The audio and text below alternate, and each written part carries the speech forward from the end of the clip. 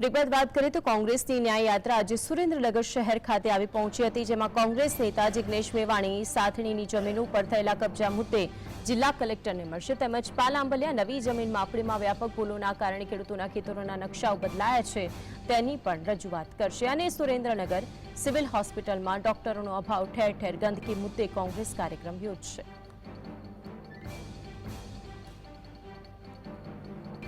સુરેન્દ્રનગર સિવિલની અંદર મહત્વની વાત એ છે કે જે ગંદકી છે, તબીબોનો અભાવ અને ગંદકી મુદ્દે રજૂઆત કરવામાં આવશે. કોંગ્રેસની ન્યાયયાત્રાનો ચોથો દિવસ છે ત્યારે અલગ અલગ મુદ્દે રજૂઆત કરવામાં આવશે. પહેલું તો કોંગ્રેસ નેતા જિગ્નેશ મેવાણી છે, જે સાથણીની જમીન ઉપર થયેલા કબજા મુદ્દે જિલ્લા કલેક્ટરને મળવાના છે. પાલ આંબલિયા નવી જમીન માપણીમાં જે વ્યાપક ભૂલો થઈ છે તેના કારણે ખેડૂતોના ખેતરોના નકશાઓ જે બદલાઈ ગયા છે તેને પગલે પણ રજૂઆત કરવાના છે. અને સુરેન્દ્રનગર સિવિલ હોસ્પિટલમાં ડોક્ટરોના અભાવ અને ઠેર ઠેર ગંદકીના મુદ્દે કોંગ્રેસ કાર્યક્રમ યોજશે. આ ત્રણ મુદ્દાઓ મહત્વપૂર્ણ છે.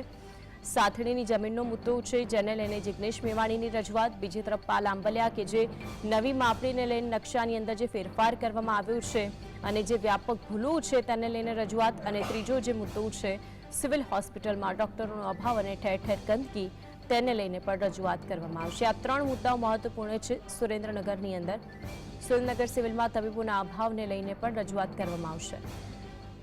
આજે ચોથો દિવસ છે અને જ્યારે ન્યાય યાત્રા સુરેન્દ્રનગરની અંદર કોંગ્રેસની ન્યાય યાત્રાનો સુરેન્દ્રનગરમાં ચોથો દિવસ છે ત્યારે આ તમામ મુદ્દાઓ પર ધ્યાન કેન્દ્રિત કરવામાં આવશે.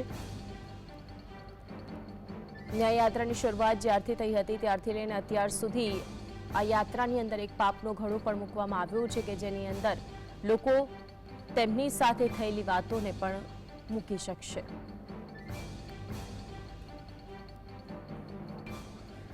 તો આજે અંગે વધુ માહિતી માટે સંવાદદાતા ફઝલ જોડાઈ ગયા છે. ફઝલ, ચોથો દિવસ છે ન્યાય યાત્રાનો અને આજે અનેક મુદ્દાઓ છે કે જેના ઉપર ધ્યાન કેન્દ્રિત કરવામાં આવશે, વિગતો શું? કરીને મોરબીથી શરૂ થયેલી ન્યાય યાત્રા હાલ સુરેન્દ્રનગર પહોંચી ચૂકી છે, ત્યારે ખાસ કરી સાંસદ ગેનીબેન ઠાકોર, જિગ્નેશ મેવાણી, લાલજીભાઈ ઠાકોર સહિતના જે નેતાઓ છે તે સાથે જોડાયા છે.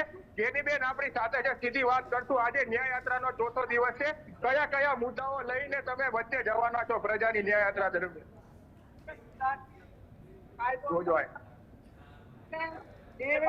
સરકારી સમજણપૂર્વક એમના મળતિયાઓને કોન્ટ્રાક્ટરોના કામો મળે એના હિસાબે ક્યાંક ને ક્યાંક ઘણા નિર્દોષ પરિવારો અને નિર્દોષ લોકોના જીવ ગયા છે. ક્યાંક એ પરિવારોને ન્યાય મળવો જોઈએ, ન્યાય નથી મળ્યો અને વહીવટી તંત્ર સાથે જે પગલા લેવા જોઈએ એ પગલા પણ આજ સુધી લેવાના નથી. આજે હું સુરેન્દ્રનગરની વાત કરું, ખાણ ખનીજની વાત હોય, સિંચાઈ માટેની વાત હોય, પીવાના પાણીની વાત હોય, રોજગારીની વાત હોય તો વાત કરવામાં આવે છે, પણ સર્વ એ પૈકીની કોઈ કામગીરી નથી. ત્યારે સમગ્ર દેશના લોકો અને સમગ્ર ગુજરાતના લોકોને જે પણ ક્ષેત્રની અંદર અન્યાય થાય છે એ ક્ષેત્રમાં ન્યાય અપાવવા માટે રાજી જગ્યા બહાર છે. ધારા છે શાંતિપૂર્વક ધારા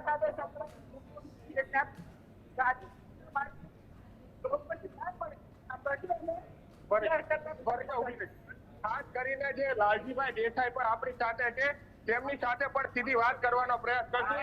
લાલજીભાઈ, ખાણ ખનીજના પ્રશ્નો છે, વિવિધ પ્રકારના પ્રશ્નો છે, ખાસ કરીને જમીન સાથણી ઉપર કબજા થઈ ગયા છે, કેવા પ્રશ્ન લઈને કેવા કાર્યક્રમો રહેવાના છે? ગુજરાત કરવા માટે આ ગુજરીના એક મુદ્દા ઉપર અને કંપનીમાં કોઈ સુરેન્દ્રનગરની કોઈ બનાસકાંઠાની હોય કે પછી ગીર સોમનાથની આ ગુજરી છે એના એક એક અંગને વેચીને ભારતીય જનતા પાર્ટી ધંધો કરી રહી છે. અને હું કેવું એ રીતે શાળા અને કોલેજો વેચે છે, જે રીતે દરિયાકિનારો વેચે છે, જે રીતે ગુજરાતની એક હોસ્પિટલો લોકોએ મોટા વ્યવહારો છે. એ અત્યારે જિલ્લામાં ખાણ અને એનો વેપાર છે. ખાંડમાં જે ચાલી રહ્યું છે બધાને ખબર છે, સાયલા તાલુકામાં જે ચાલી રહ્યું છે બધાને ખબર છે. અને જે રીતે આખા સુરેન્દ્રનગર જિલ્લામાં અત્યારે પોસ્ટિંગ મેળવવું હોય મોટા પૈસાની લેવડ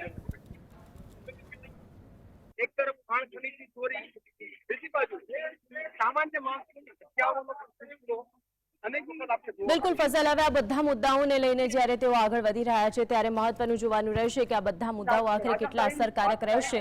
આભાર આપ જોડાઈને વિગતો